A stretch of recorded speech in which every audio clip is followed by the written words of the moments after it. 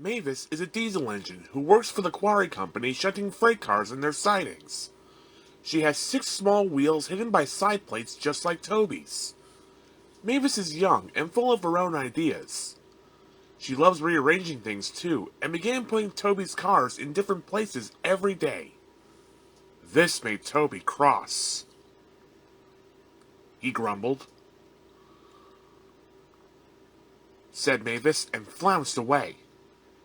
At last, Toby lost patience.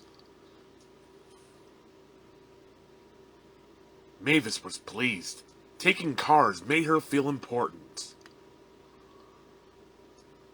At the station, Diesel oiled up to her. She complained. Diesel sensed trouble and was delighted. Continued Mavis.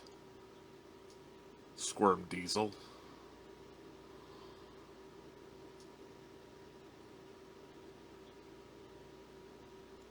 Diesel knew nothing about cars, but Mavis didn't realize this. Toby's line crosses the main road behind the station, and for a short way follows the farm lane. Frosty weather makes the muddy lane rock hard and very slippery. Toby stops before reaching the lane. His fireman halts the traffic at the crossing, and then he sets off again. By using the heavy cars to push him along, he has no trouble with the frosty rails in the lane and across the road. It is the only safe thing to do in this kind of weather. Toby warned Mavis and told her just what to do. She replied. The freight cars were tired of being pushed around by Mavis. They whispered. They yelled. Mavis took no notice. Instead, she brought the cars carefully down the lane and stopped at the level crossing. All traffic halted. Chortled Mavis. But Mavis had stopped in the wrong place. Instead of taking Toby's advice, she had given the cars the chance they wanted. They cried. Ordered Mavis. The cars just laughed and her wheels spun helplessly.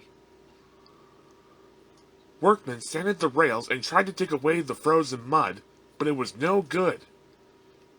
Everyone was impatient. Wailed Mavis. Toby was in the yard when he heard the news.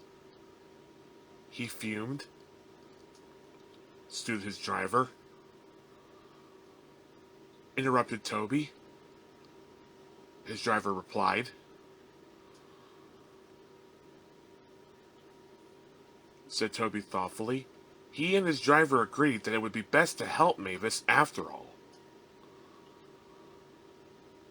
An angry farmer was telling Mavis just what she could do with her train. Chortled Toby. Said Mavis. With much puffing and wheel slip, Toby pushed Mavis and the freight cars back. The hard work made his fire burn fiercely, and his firemen spread hot cinders to melt the frozen mud.